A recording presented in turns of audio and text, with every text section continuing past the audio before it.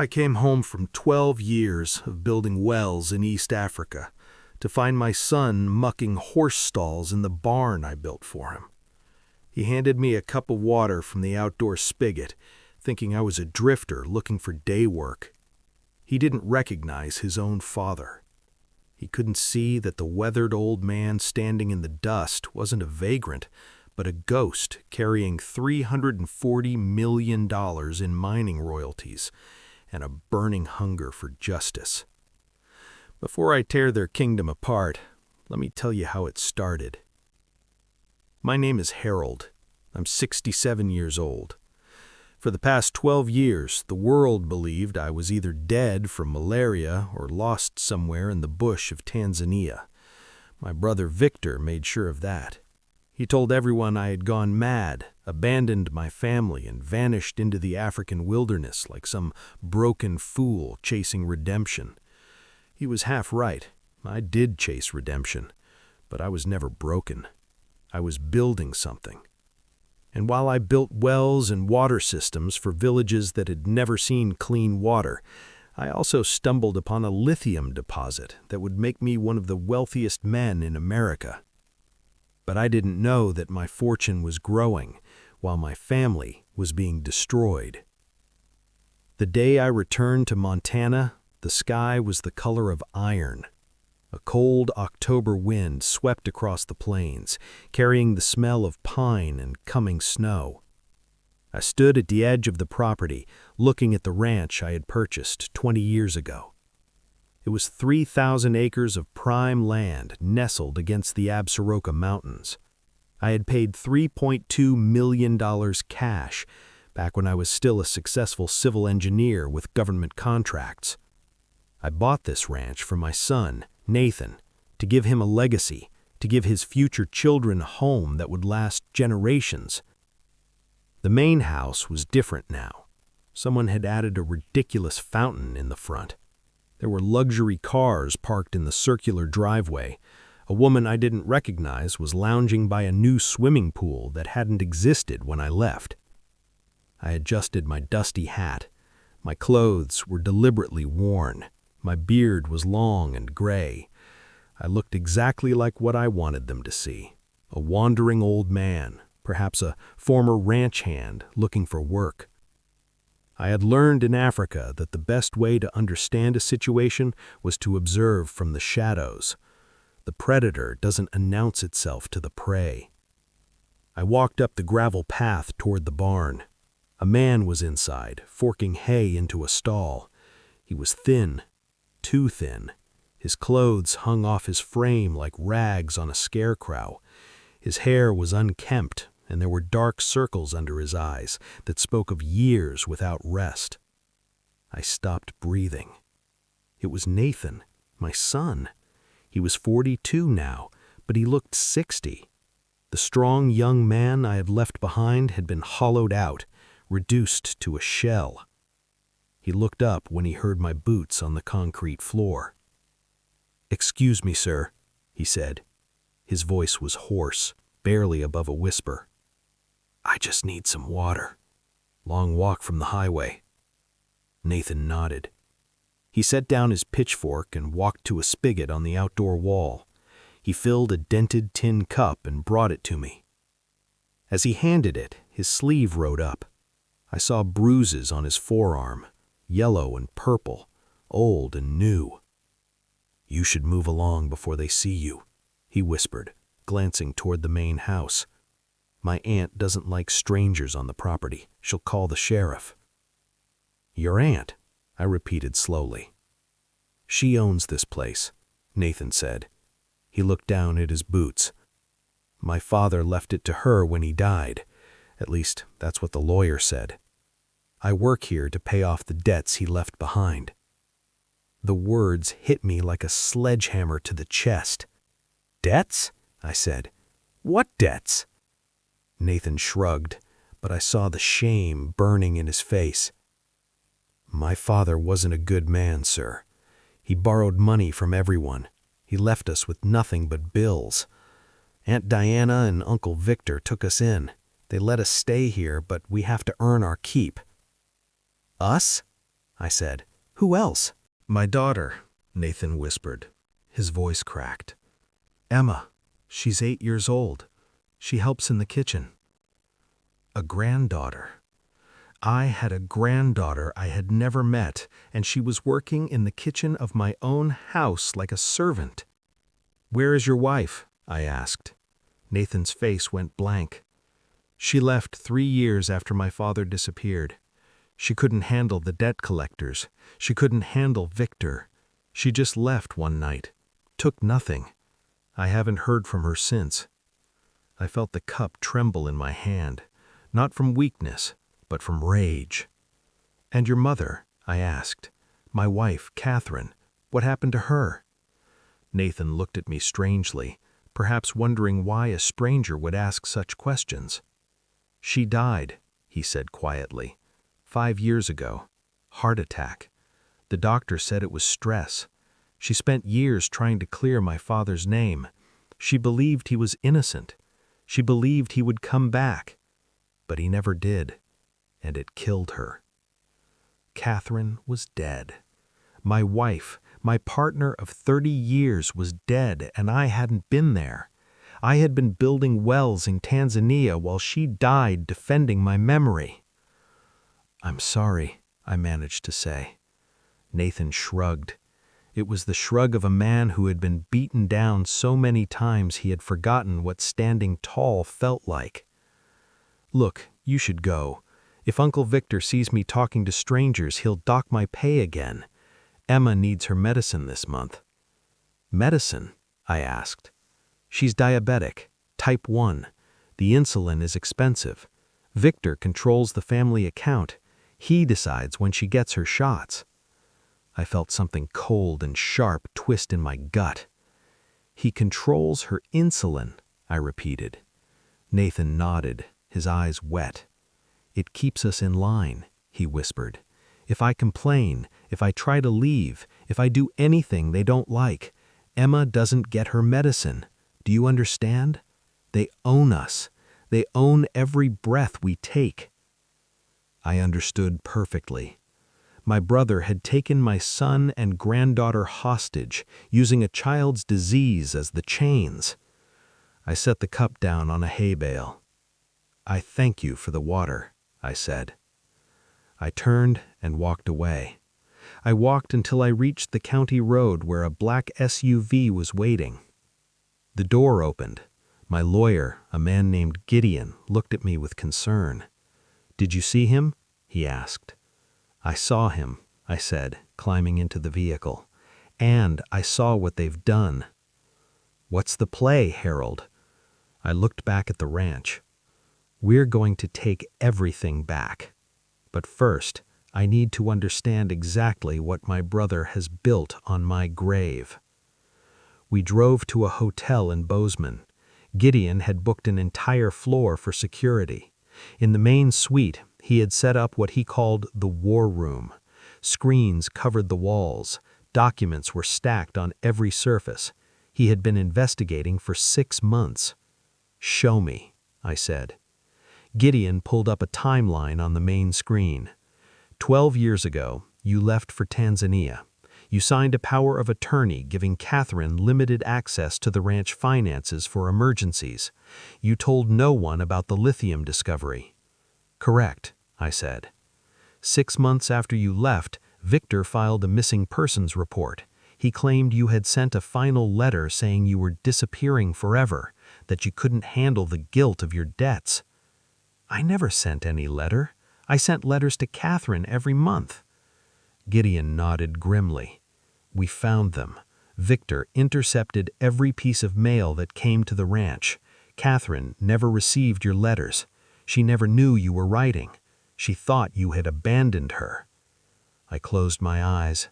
I imagined my wife alone, waiting for a word from me, believing I had left her. 2 years after you disappeared, Victor petitioned the court.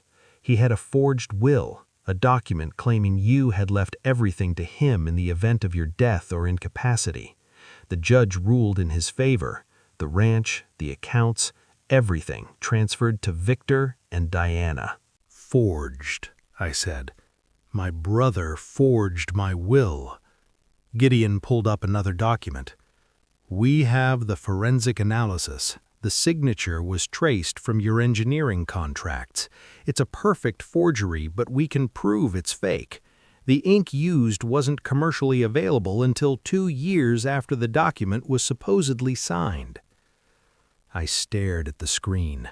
My own brother had erased me from existence. What about Nathan? I asked. Why didn't he fight it? Gideon sighed. Nathan was 29 when you left. He trusted Victor. They all did. Victor told them you had confessed to embezzlement before you fled. He said federal agents were looking for you, that the only way to save the family was to let Victor take control. Lies, I said. Every word a lie. Catherine believed him at first, too, but after a few years she started asking questions. That's when Victor changed tactics. He started isolating them. He moved Nathan and Catherine out of the main house into the foreman's cottage, then later into the bunkhouse. He gave them work to do around the ranch. Slowly, over years, they went from family to staff to servants. Gideon clicked to a new screen. Financial records. Victor has been siphoning money from the ranch for 10 years. He sold off 2,000 acres of your land for $4.5 million. He mortgaged the rest for another $2 million. He has accounts in the Caymans. And my lithium deposit? I asked. Gideon smiled grimly. Victor doesn't know it exists. The deposit is on a parcel you bought separately under a holding company name. He doesn't know he's sitting next to a $400 million mountain. I sat back in my chair. So my brother stole my ranch, forged my will, enslaved my son, and is using my granddaughter's life as leverage to keep them compliant. Yes, Gideon said. What do we have on Victor personally? Gideon pulled up a dossier. Victor is 62. He married Diana 15 years ago, his third wife. Diana came from money but burned through it all. They need this ranch. Without it, they're bankrupt. Their lifestyle costs $400,000 a year minimum. And Diana? Diana is the enforcer. She runs the household. She's the one who moved Nathan to the barn. She's the one who took Emma out of school and put her to work. Victor is the schemer, but Diana is the cruelty. Anyone else? A lawyer named Patterson. He's the one who filed the forged documents. He notarized the fake will. He's been their fixer for years. I nodded slowly. 3 targets, 3 enemies. We need evidence, I said, not just proof of the forgery. I want recordings. I want them admitting what they did. I want them so buried in their own words that no jury in the world can save them. Gideon opened a briefcase. Inside were several small electronic devices. Military-grade listening equipment, undetectable. I also have contacts at the FBI field office in Billings. They're interested in the wire fraud and mail fraud angles, but they need probable cause. Then we give them probable cause. But first, I need to get inside that house. Gideon looked at me carefully. Harold, you can't just walk in there. If they recognize you, the whole plan falls apart. I smiled. It wasn't a pleasant smile. They won't recognize me. I've been gone for 12 years. I've lost 40 pounds. I have a full beard. I look like a homeless drifter. That's exactly what I'm going to be. I spent the next 2 days watching the ranch from a distance. Victor left every morning at 9 to go into town, where he spent hours at the local bar playing the role of successful rancher. Diana stayed at the house, barking orders at the staff. Nathan worked from dawn till dark. He did everything, from repairing fences to feeding livestock to cleaning stalls. He ate his meals alone in the barn. He slept in a small room behind the tack storage that had no heat. Emma was a ghost. I caught glimpses of her through the kitchen window. She was small for her age, with dark hair like her father. She carried plates. She washed dishes. She never smiled. Once I saw Diana grab her by the arm and shake her hard enough to make her cry. I gripped the binoculars so tightly I thought they might break. On the third day, I made my move. I walked onto the property through the north pasture, carrying a battered backpack and a walking stick. I approached the barn where Nathan was working. "You again," he said. His voice was wary but not hostile. "I told you there's no work here."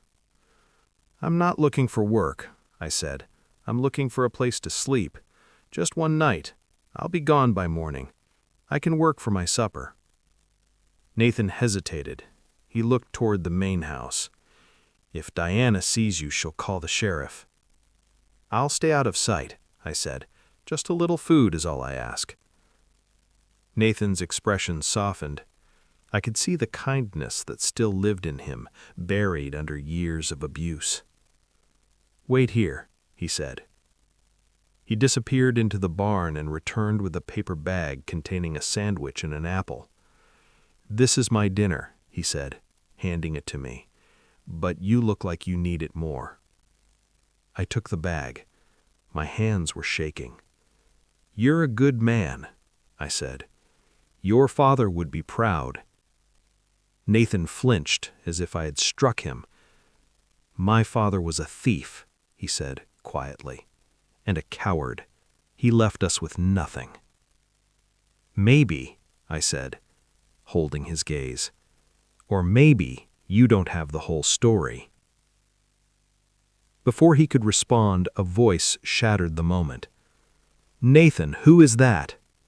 Diana was marching across the yard, her designer boots crunching on the gravel. She was 55, with a face that had been lifted and pulled so many times it looked like a mask. "Nobody, Aunt Diana," Nathan said quickly. "Just a drifter. He's leaving." "A drifter," Diana repeated, looking at me with undisguised contempt. "On my property, eating my food?" I bowed my head, playing the part. "I apologize, ma'am. I meant no harm. Your nephew was just showing Christian charity." Diana laughed. It was a sound like breaking glass. "Christian charity." She looked at Nathan. "Did you give this vagrant your dinner?" Nathan said nothing. His silence was answer enough. Diana slapped him across the face. The sound echoed off the barn walls. "Idiot," she spat. "You don't have enough food for yourself, and you give it to trash." She turned to me. "Get off my land now, before I have you arrested." I looked at Nathan. He was holding his cheek, his eyes on the ground.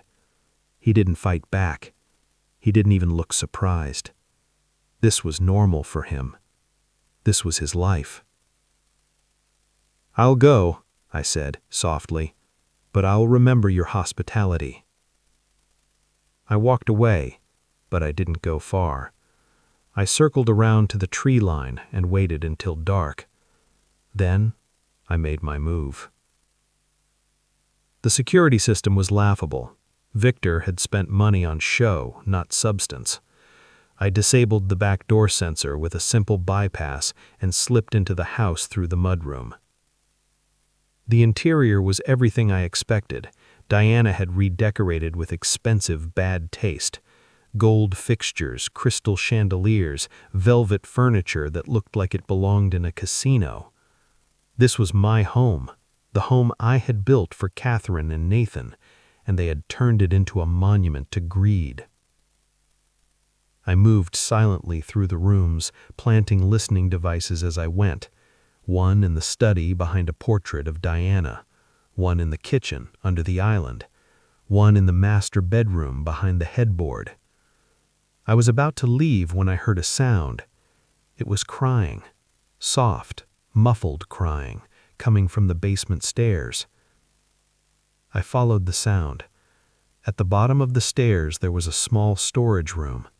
The door was locked from the outside. I knelt down and spoke through the crack. "Hello?" I whispered. "Who is in there?" The crying stopped. "Who are you?" a small voice asked. It was high and trembling, a child's voice. "I'm a friend," I said. "What's your name?" "Emma," the voice said. "My name is Emma." My heart shattered into 1,000 pieces. "Why are you locked in here, Emma?" she said. "I broke a plate. Aunt Diana said I have to stay in here until I learn to be careful." I pressed my forehead against the door. My granddaughter was locked in a basement for breaking a plate. "How long have you been in here?" I asked. "Since lunchtime," she whispered. "I'm hungry, and I need my shot. My arm hurts when I don't get my shot." Her insulin. They were withholding her insulin as punishment. "Listen to me, Emma," I said, fighting to keep my voice steady. "I'm going to help you. Not tonight, but soon. I need you to be brave. Can you be brave for me?"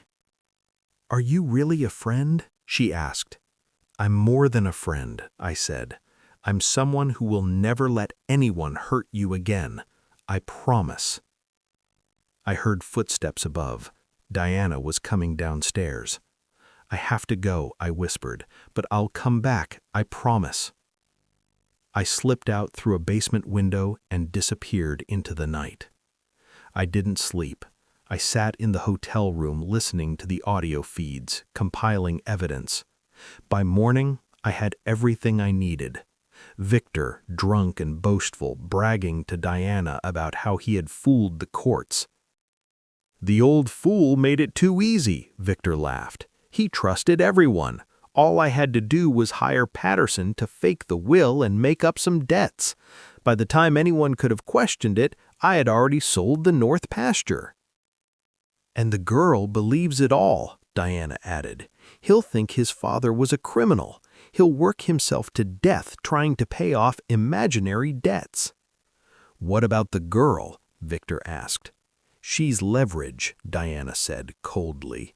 "As long as we control her medicine, Nathan will never leave. He'll never question us. He'll be our slave forever." I turned off the recording.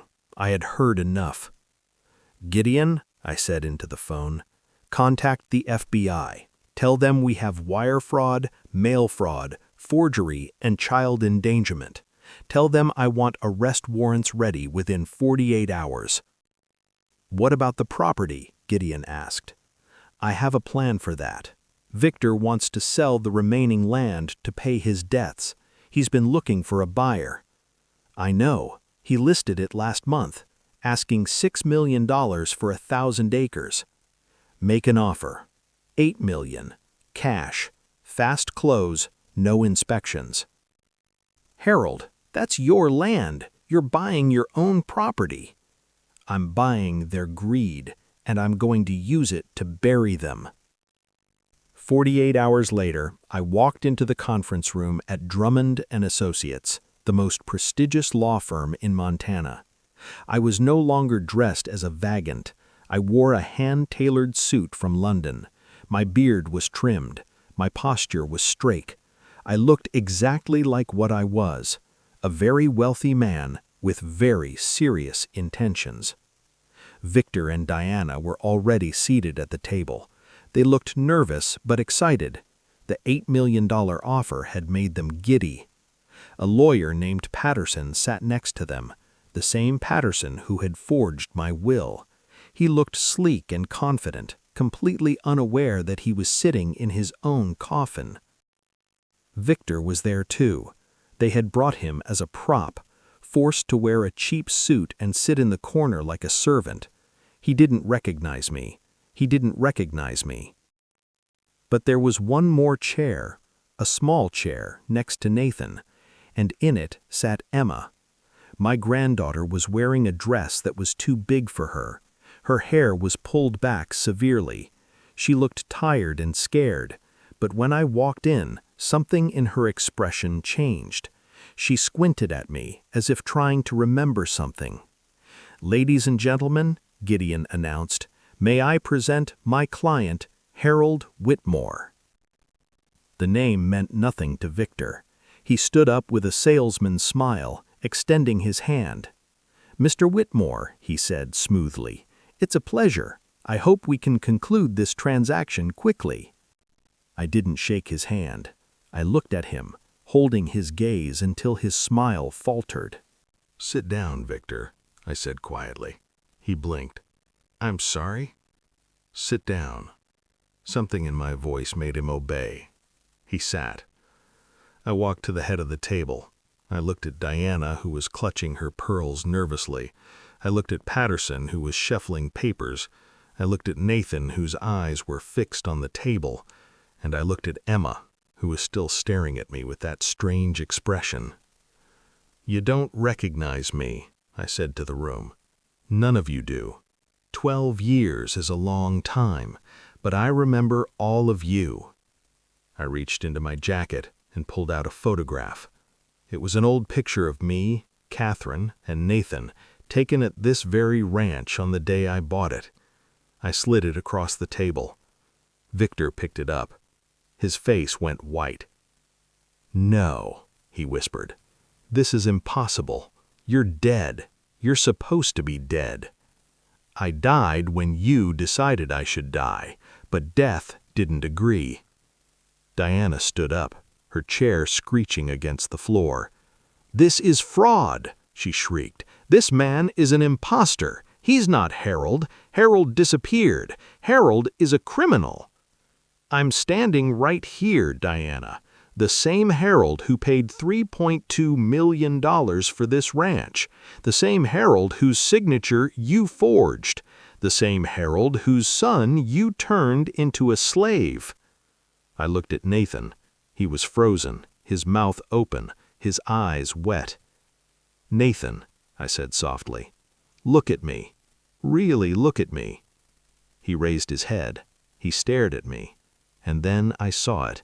The moment recognition hit him like lightning. "Dad," he breathed. "Hello, son." Nathan stood up so fast his chair fell over. He took a step toward me, then stopped, uncertain. "They said you stole money. They said you abandoned us. They said Mom died because of you." "They lied. I have the proof." I signaled to Gideon. He pressed a button, and the speakers in the room crackled to life. Victor's voice filled the room, drunk and boastful. "The old fool made it too easy. All I had to do was hire Patterson to fake the will and make up some debts." Victor lurched to his feet. "That's doctored. That's fake. You can't record private conversations." "I can when those conversations constitute evidence of a crime, wire fraud, mail fraud, forgery, and there's more." I pressed another button, Diana's voice this time. "She's leverage. As long as we control her medicine, Nathan will never leave. He'll be our slave forever." The room went silent. I looked at Emma. She was crying silently, tears running down her little face, but she was also smiling. She understood, perhaps better than anyone, that something was finally going to change. "You used my granddaughter's disease as a weapon, Diana. You withheld insulin from an 8-year-old child to keep her father obedient. Do you know what that's called, Diana? That's child abuse. That's endangerment.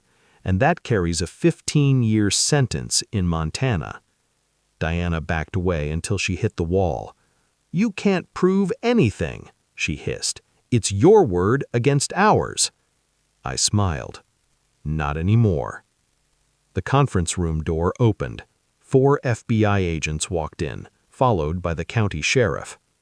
"Victor Whitmore, you are under arrest for wire fraud, mail fraud, and forgery. Diana Whitmore, you are under arrest for child endangerment and conspiracy to commit fraud. Thomas Patterson, you are under arrest for notarizing false documents and conspiracy to commit fraud." Patterson bolted for the door. He made it 3 steps before an agent tackled him. His face hit the carpet with a satisfying thud. Victor tried to negotiate. "Harold, wait. We're family. We can work this out. I'll give you the ranch back. I'll sign everything over." I walked up to him. I got close enough to smell the fear sweating through his expensive cologne. "You killed my wife," I said quietly. "You let her die thinking I abandoned her. You stole 12 years from my son. You threatened the life of a child, and you think you can work this out?" I leaned in closer. "There's nothing to work out, Victor. You're going to prison. Your assets are being seized. Your bank accounts are frozen. By the time you get out, if you get out, you'll be living in a homeless shelter. And every night when you close your eyes, I want you to remember this moment. I want you to remember that everything you built was on a foundation of lies, and I tore it all down." The agents cuffed him. They cuffed Diana, who was screaming about lawyers and rights. They dragged Patterson up from the floor and marched all three of them out. The room was quiet. I turned to Nathan. He was standing with Emma, holding her tight. They were both crying. I walked over to them. I knelt down so I was at Emma's level. "Hello, Emma," I said. "Do you remember me?" She nodded, sniffling. "You're the man who talked to me through the door. You said you would come back." "I did," I said, "and I'm never leaving again." I stood up and looked at Nathan. "I'm sorry," I said. "I'm sorry I wasn't here. I'm sorry I couldn't protect you. I'm sorry about your mother." Nathan shook his head. "You came back," he said. "That's what matters." He hugged me. It was awkward at first, the hug of a man who had forgotten what affection felt like. But then he relaxed into it, and I felt 12 years of separation begin to dissolve. "What happens now?" he asked.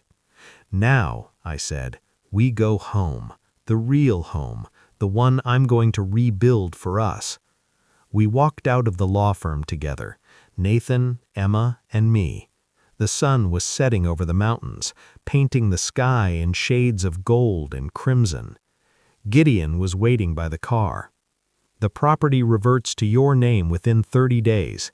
The trust accounts are already being transferred, and the medical team is standing by for Emma." "Medical team?" Nathan asked. I smiled at my granddaughter. "You're going to the best children's hospital in the country. They're going to make sure you never have to worry about your medicine again." Emma looked up at me with wide eyes. "Really?" "Really." She hugged me, this little girl I had never met, wrapping her arms around my waist and holding on like I was the only solid thing in a world that had been trying to drown her. I held her back. I looked at Nathan. "There's something else, something I never told anyone." I pulled out my phone and showed him a geological survey. 12 years ago, before I went to Africa, I discovered a lithium deposit on a piece of land I bought separately from the ranch. That deposit is now worth $340 million, and it all belongs to you and Emma. Nathan stared at the phone. He stared at the numbers. He looked at me like I was speaking a foreign language. "We're millionaires," he whispered. "We're family. That's worth more than any amount of money." We got in the car. As we drove away, I looked in the rearview mirror. I could see the law firm shrinking in the distance. Somewhere in there, Victor was being processed. Diana was having her jewelry confiscated. Patterson was crying about his career. I felt nothing for them. They had taken everything from me and my family. They had built their lives on our suffering, and now they would know what it felt like to have nothing. I looked at Emma, who had fallen asleep against Nathan's shoulder. I looked at my son, who was staring out the window at the mountains, maybe seeing them for the first time in years. I learned something in those 12 years in Africa. I learned that the hardest thing isn't survival. The hardest thing is coming home. But I also learned that no matter how long you're gone, no matter how much has changed, family is worth fighting for. They tried to bury my memory. They tried to steal my legacy. They tried to break my son and use my granddaughter as a pawn. They failed, because some debts cannot be erased, some truths cannot be hidden, and some fathers will walk through hell itself to come home. If you've ever fought for your family, if you've ever waited in the darkness for justice to arrive, hit the subscribe button. And remember, vengeance isn't about anger, it's about love. Love for the people who deserve better. Love that refuses to die. I'm Harold, and I finally came home.